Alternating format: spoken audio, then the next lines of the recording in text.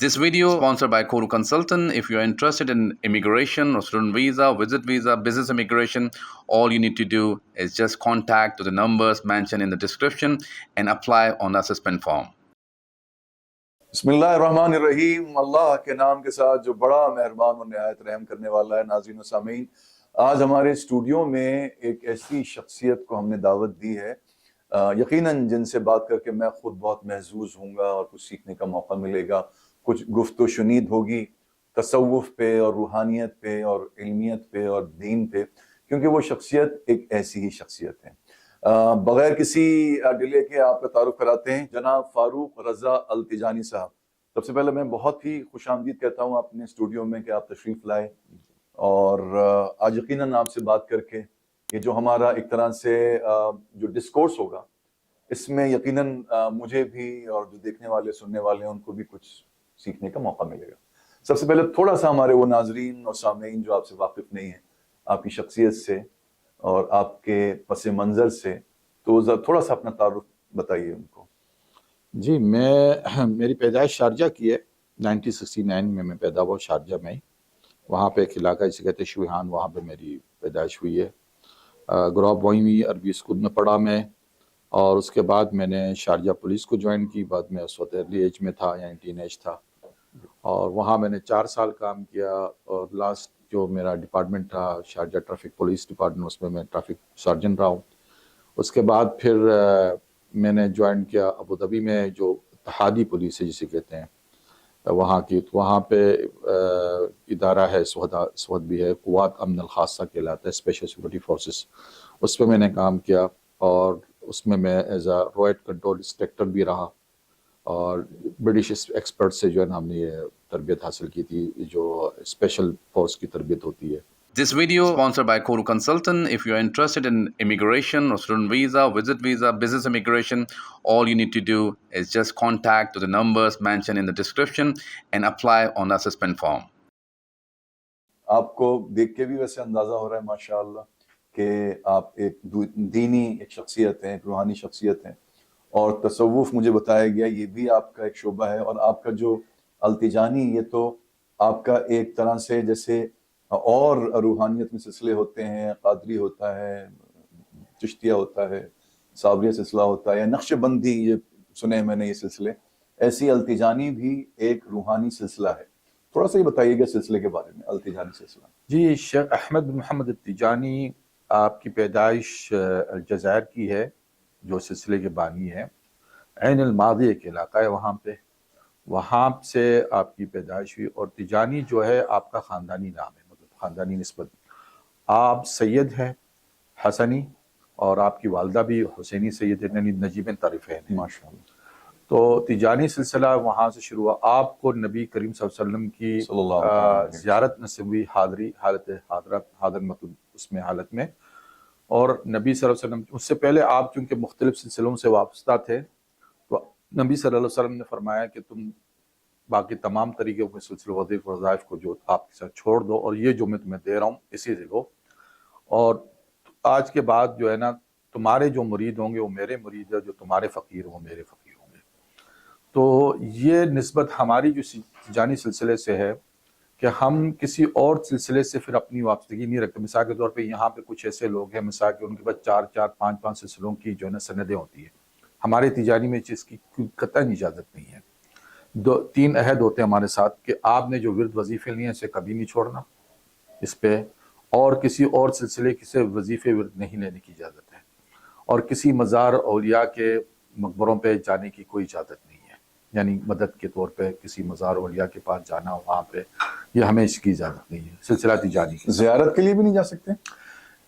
जो इसमें कुछ ज़ियारत मतलब सिर्फ मैं समझ रहा हूँ आपकी बात, फातिहा ख्वानी कर ली, हाँ फातिहा ख्वानी, ये भी इसमें भी ये है। हमारे हुजूर का सिलसिला था, आप कब्रिस्तान जाया करते थे, अक्सर नहीं लेकिन बाज़ औक़ात। नहीं देखिए, उसकी ममानत का मतलब ये नहीं है कि हम इस चीज़ को नाजायज़ समझते हैं, ये बात नहीं। ये जो सिलसिले का जो मुरीद है, क्योंकि हर जो दूसरे सिलसिले से जो औलिया सालिहीन की जो मकाबिर है, वहाँ पे एक रूहानी सिलसिला चलता है, तो वो कहीं फिर उससे वाबस्ता हो के इसे ना छोड़ दें, اچھا کیونکہ شرط یہی ہے کہ یہ سلسلہ جو تیجانی ہے اس کی ڈائریکٹ وابستگی نبی کریم صلی اللہ علیہ وسلم سے، باقی تمام سلسلوں کی وابستگی جو ہے نا وہ اولیاء سے یہاں تک کہ پہنچتی ہے حضرت علی تک، پھر نبی صلی اللہ علیہ وسلم سے، اور پھر سوائے نقشبندی طریقت کو تمام سلسلے جو ہے نا ایک کے بعد ایک کے سے، لیکن ہماری جو وابستگی ہوتی ہے وہ ڈائریکٹ نبی صلی اللہ علیہ وسلم کی جو ورد وظیفے شیخ احمد تیجانی کو دیے گئے ہیں وہ حضور نے دیے ہیں، ٹھیک ہے نا۔ اب یہ عقیدہ جو اہل سنت والجماعت کا ہے کہ حضور حاضر ناظر ہیں، یہ ہم رکھتے ہیں، تو ہمارا جو سلسلہ ہے وہ اس طریقے سے، تو سلسلہ تیجانی ملینز کی تعداد میں آپ کو افریقہ میں ملیں گے، خلیج میں ملیں گے، گلف کنٹریز میں، پاکستان میں کم ہیں، بہت کم لوگ ہیں جو میری نظر میں آئے جو تیجانی ہے، وہ اکا دکا اسی مت سمجھ لیں کہ مجھے کم ہی ملے گا۔ آپ ایک روحانی شخصیت بھی ہیں، تصوف سے آپ کا تعلق ہے، تھوڑا سا ہمیں بتائیں کہ جیسے آپ نے ایک کتاب بھی لکھی، آپ کہہ رہے ہیں کہ وقت آخر، جی یعنی لاسٹ آف ٹائم یا لاسٹ ٹائم، آخری وقتوں میں ہم زندہ ہیں اس وقت، اس میں کوئی غالباً کوئی شک اس لیے نہیں ہے کہ نبی صلی اللہ تعالیٰ علیہ وسلم کی بے شمار آپ کی جو پیش گوئیاں ہیں وہ پوری ہو چکی ہیں، تو اس میں تو کوئی شبہ نہیں ہے کہ ویسے علماء بالخصوص اور عوام الناس بالعموم اس بات کا علم رکھتے ہیں کہ we are living or existing in the last of times.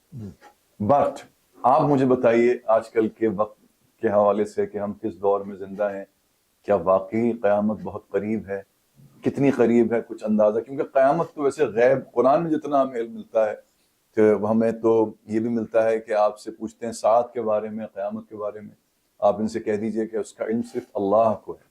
تو اسی لیے حضور صلی اللہ تعالیٰ علیہ وسلم نے بھی آپ نے پیش گوئیاں فرمائیں، علامات فرمائیں کہ یہ علامتیں جب ظاہر ہوں گی تو پھر قیامت معذرت چاہتا ظہور ہوں، پذیر ہوگی۔ ہاں، ایک تو یہ ہے کہ یہ کسی قرآن کی آیت کے اندر یہ لفظ ہی نہیں ہے کہ اس کا علم صرف اللہ کو، یہ صرف کا جو لفظ ہے نا یہ مترجم اپنے ذوق اور فہم سے کرتا ہے۔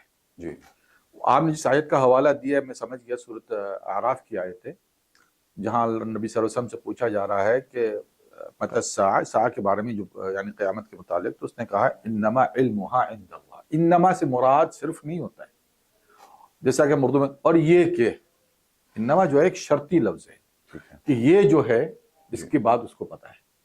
اب اللہ اس سے مراد یہ نہیں ہوتا کہ حضور کو نہیں پتا، نہیں، وہ تو یقیناً ہے، کیونکہ ہاں ایک آیت یہ بھی ہے ہاں کہ اللہ تعالیٰ غیب کا علم رکھتا ہے اور وہ غیب کا علم سے مطلع ہاں کرنے کے لیے بالکل وہ جس کو چاہے، بالکل اپنے رسولوں میں سے جس کو چاہے وہ غیب سے مطلع کر دیتا ہے۔ ہاں تو اگر ہم یہ بھی سمجھیں اس کا مطلب کہ اللہ کو ہے ہاں تو وہ تو ویسے بھی اپنے رسولوں کو غیب سے بالکل۔ مطلع کر دیتا ہے، آپ تو حضور کو ایک آیت اور بھی ہے کہ اللہ تعالیٰ جس میں فرماتا ہے کہ یہ نبی رسول یہ غیب کی باتیں بتانے میں یعنی بخیل نہیں ہے، ٹھیک ہے نا، یعنی بخالت نہیں کرتے جو غیب کی باتیں ہیں۔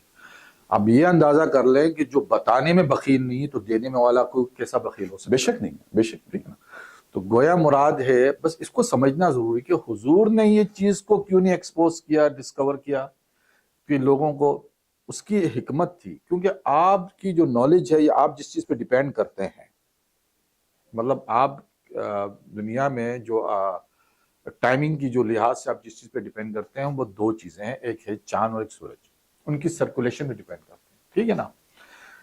اگر قیامت سے پہلے یہ دونوں چیزیں اٹھا لی جائے تو آپ کیسا کاؤنٹ کریں گے؟ قیامت نہیں ہوگی اگر نہیں قیامت نہیں ہوئی نا، اگر سورج اٹھا لیا جائے تو قیامت نہیں، اس میں یہی تو ساری بات ہے نا، سمجھنا بہت ضروری ہے کہ قیامت کب برپا ہوں گی، کیسی صورتیں ہوں گی، اس چیز کو سمجھنا ہے۔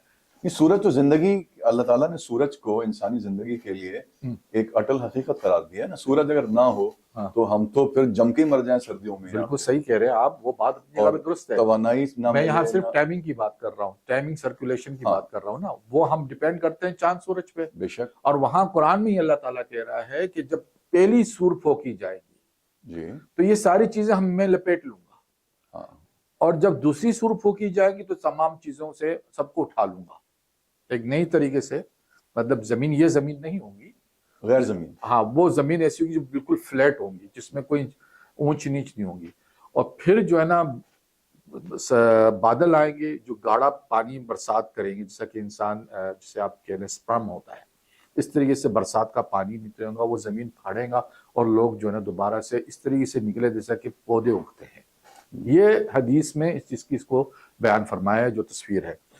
اب پہلی سور دوسری سور کے بیچ میں وقفہ ہے. یہ وقفہ کاؤنٹ نہیں ہو سکتا ہے ہماری لوجک کے حساب سے. یہ ہزاروں سال کا بھی ہو سکتا ہے, پتہ نہیں, لاکھوں سال کا بھی ہو سکتا ہے, اربوں سال بھی ہو سکتا ہمیں نہیں پتا نا. ہاں, کیونکہ تو یعنی وہ جو غالب نے کہا تھا کہ منزل عشق کے تھکے غالب ایسے سوئے کہ پھر سحر نہ ہوگی. ہاں, تو اب یہ جو سوئے ہیں لوگ, اب وہ سحر کب تک نہیں ہوگی. دیکھیں, آپ کہہ رہے ہیں شاید وہ لاکھوں کروڑوں اربوں سال بھی ہو سکتا ہے. ہاں, وہ جو وقفہ ہے وہ کاؤنٹ نہیں ہو سکتا, کیونکہ ہماری اپنی جو عقل ہے وہ ایک حد تک ہے, اور وہ لاجک ڈیپینڈ کرتی ہے صرف چاند اور سورج تک کی سرکولیشن پہ. اس کے بعد کیا ہے وہ ہم نہیں کاؤنٹ کر سکتے. اب جیسا کہ آپ یہ کہیں گے کہ بھائی لائٹ ایئرس بھی ہوتے ہیں, بھائی لائٹ ایئرس جو ہے نا اس کی میجرمنٹ یہ ہوتی ہے کہ ہم جو میجرمنٹ کر رہے ہیں اس کو بڑھا دینا ہے, لیکن ہمیں اس لیے سمجھ میں نہیں آئے گا. وہ تمام چیزیں جو ہے نا پہلے ہی سور میں فوگ میں جو ہے نا لپیٹ لی جائے گی, یہاں تک جو ہمارا اینڈ ہو جائے گا. اس سے پہلے جو واقعات ہیں ان کو اگر آپ سمجھ لیں تو آپ کے نیچے جو ہے نا زمین ہل جائے گی کہ یہ کیا تصویر بن رہی ہے. اور یہی تو سب سے بڑی جو ہے نا ڈرونی خوفناک بات ہے جو میں سمجھاؤں اور میں لوگوں کو بتا رہا ہوں, کیونکہ میرا مشن یہ ہے کہ لوگوں کو اللہ سے ڈرانا, کیونکہ اللہ سے ڈرنا چھوڑنے کی وجہ سے ہم ذلیل خوار ہوئے ہیں. وہ جو صحابہ تھے نا جن کی آپ نے کہا کہ چاند اور سورج کے متعلق حدیث میں, وہ اس لیے چاند اور سورج کے اللہ تعالیٰ نے, کیونکہ وہ اللہ سے ڈرتے تھے. وہ اگر مدینے میں اگر ہوا بھی چلتی تھی نا تو وہ سمجھتے تھے کہ قیامت آئے. وہ یہ یعنی کہ ان کو قیامت کا اللہ تعالیٰ رسول صلی اللہ علیہ وسلم نے نہیں بتایا کب کیسے واقعات, وہ دنیا کو اتنا عارضی سمجھتے تھے کہ ایک تیز ہوا کو بھی سمجھتے تھے کہ یہ بھی ہمیں لے جائے گی, تو وہ سیدھا مسجد کی طرف دوڑتے تھے. تو ان کے لیے دنیا جو ہے نا ایک لامعنی سی چیزیں تھی کہ یہ عارضی ہے بالکل, اور ہمارے لیے دنیا ہی سب سے بڑی اہم چیز ہے. ہم نے یعنی آپ اندازہ کریں کہ ہم 3 دن کے اندر ایک دن جاگتے ہیں, ایک دن سوتے ہیں, ایک دن کام کرتے ہیں. 24 آورس میں ہے نا, 8 گھنٹہ سونا 8 گھنٹہ جاگنا, اس کو آپ 3 دن پہ حساب کریں تو 3 دن بنتے ہیں ایک طریقے سے کہ 24 گھنٹہ آپ نے جاگ لیا, سو کے گزار لیا, اور حساب جو ہونے والا ہے وہ اسی وقت کا ہونے والا ہے کہ جب آپ جاگ رہے تھے تو آپ نے حساب دینا. تو آپ کی جو اگر 70 سال زندگی ہے تو آپ کے دن بنتے ہیں 365 دن کے حساب سے 25,550. یہ ایک میں ایوریج بات کر رہا ہوں, یعنی لوگ 60 سے 70 سال جیتے ہیں, ایوریج ہے. اس کے بعد بہت کم لوگ ہوتے ہیں, اس میں سے 8-9 ہزار تو نکال دے سوتے میں گزر گئے. ہاں, 1/3 جو ہے. اور باقی آپ نے اتنی محنت کی, ظاہر سی بات ہے صبح سے لے کے شام تک لوگ 12 گھنٹے لوگ یہاں کام کرتے ہیں, آپ کی نظر کے سامنے ہی ہوں گے. باقی کتنے وقت ملتا ہے ان کے پاس, 4-5 گھنٹے ملتے ہیں جس میں وہ عیاشی کرتے ہوں گے, اور اسی کے لیے سب کچھ کرتے ہیں, چاہے وہ لوگوں کا مال کھائے, حرام کھائے, کچھ بھی کرے, ظلم کرے, زیادتی, وہ 4-5 گھنٹے کے لیے. مطلب اگر آپ اس چیز کو اگر سمجھ گئے نا تو آپ کی زندگی آسان ہو جائے گی.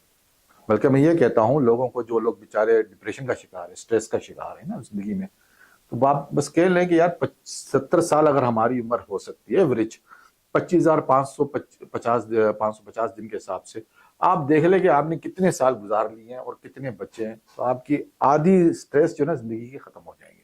یار اب تو اتنا وقت نہیں بچا ہے تو میں کتنا کیوں اپنے آپ کو جو ہے نا پریشان کروں, تکلیف میں ڈالوں. تو بالکل شیورلی اس وقت ہم آخری وقتوں میں زندہ ہیں. یہ دیکھیں, یہ شیورلی اس لیے ہے کہ یہ حدیث ہے کہ حضرت نبی کریم صلی اللہ علیہ وسلم کی جو امت کی مدت ہے وہ 1500 برس ہے.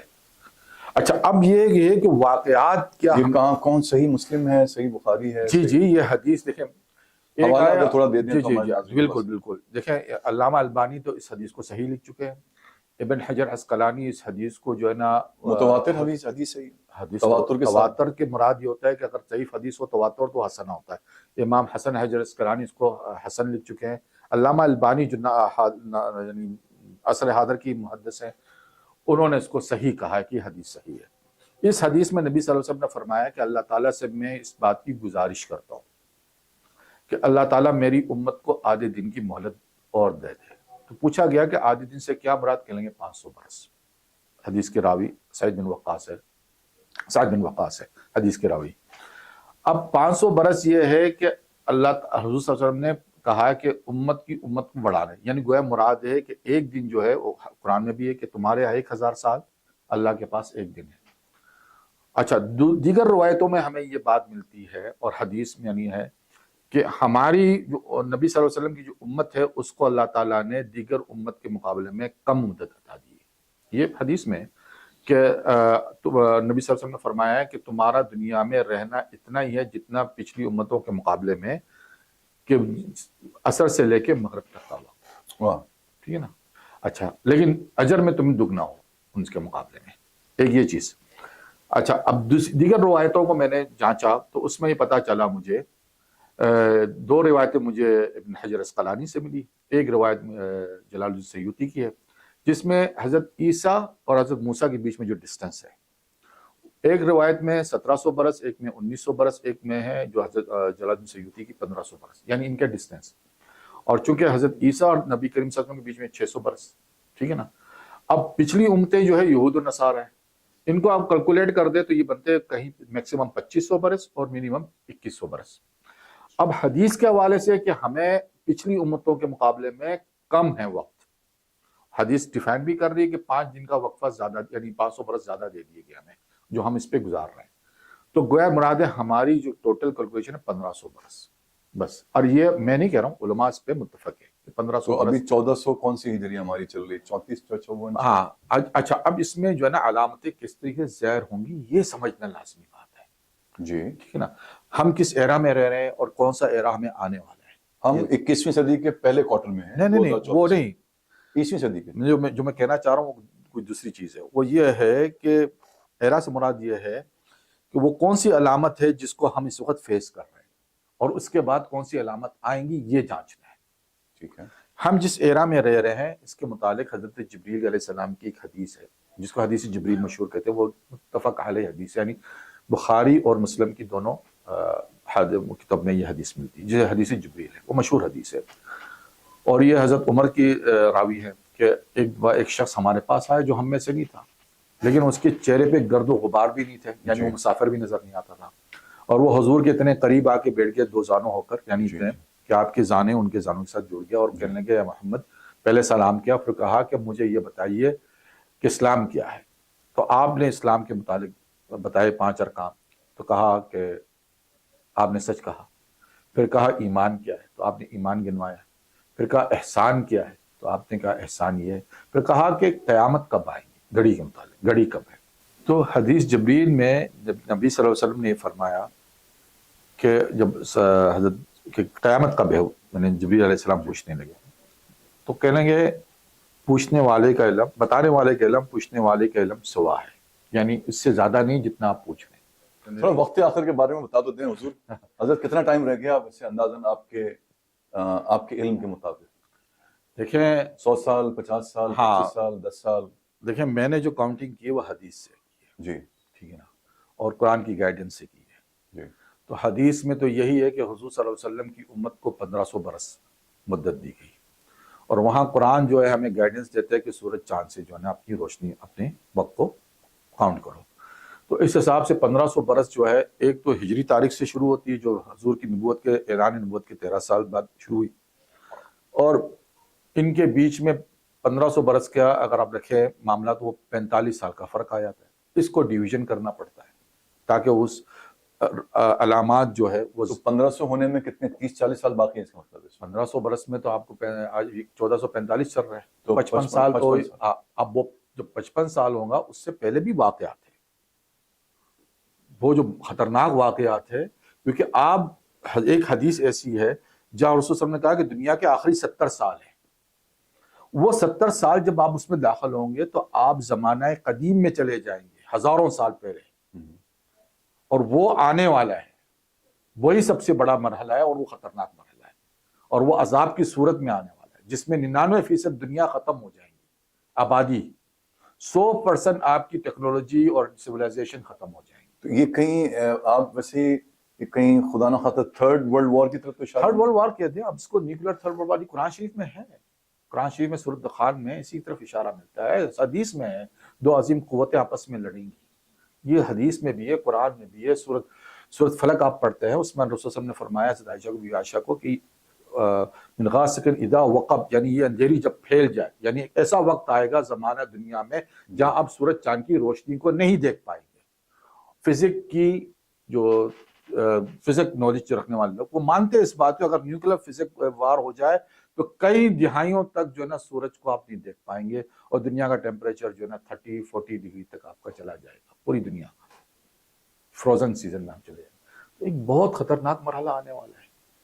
मैं लोगों को उसी पर लोगों को बता रहा हूं कि आप तैयारी करें, अगर ये वाकया नहीं हुआ ना और मैं मर गया, आपकी तवज्जो से बात कर रहा हूं, मेरी कब्र से निकाल के मेरी हड्डियों को सुरमा बना लेना। नहीं अल्लाह ताला आपको उम्र खिदर नहीं देखिए, नहीं खिदर की उम्र तो मैं भी नहीं मानता, लेकिन लेकिन बात बता रहा हूं कि मैं इतना इस बात पे सेटिस्फाई हूं, जो चीजें निकली है वो कुरान हदीस से निकली है, कुरान हदीस पे ईमान रखता हूं तो बात कर रहा हूं, वरना मुझे क्या पागलपन हूं कि मैं कहूं कि भाई इतनी बातें लोगों के सामने ताकि अपना मजाक उड़ाऊं। ये कुरान हदीस की बात है, जब कोई मुझसे हदीस का मुतालबा करे तो मैं देने को तैयार हूँ। तो ये सारी बहुत एक आई ओपनर है हम सबके लिए जो कुछ आपने कहा, और अल्लाह करे कि फिर ये तो फिर हमें तैयारी करनी चाहिए। हम तो कहते हैं कि सामान 100 बरस का है, फल की खबर नहीं। तो जो दूसरी तैयारियों को छोड़ के, इसका मतलब ये है कि अपनी ये जो आखिरी उखरवी जिंदगी है उसकी तैयारी करनी चाहिए। मैं बहुत बहुत शुक्रगुजार हूँ आप तशरीफ लाए हमारे स्टूडियो में, और बेशुमार बहुत सारी चीज़ें आपसे गुफ्तगू शनीद के ज़रिए हमने एक्सचेंज भी की, कुछ सीखने का मौका मिला। तो नाज़रीन, इंशाअल्लाह अगले किसी प्रोग्राम में हम दोबारा हाजिर खिदमत होंगे, तब तक के लिए अपना बहुत ख्याल रखिए। फ़ी अमानिल्लाह।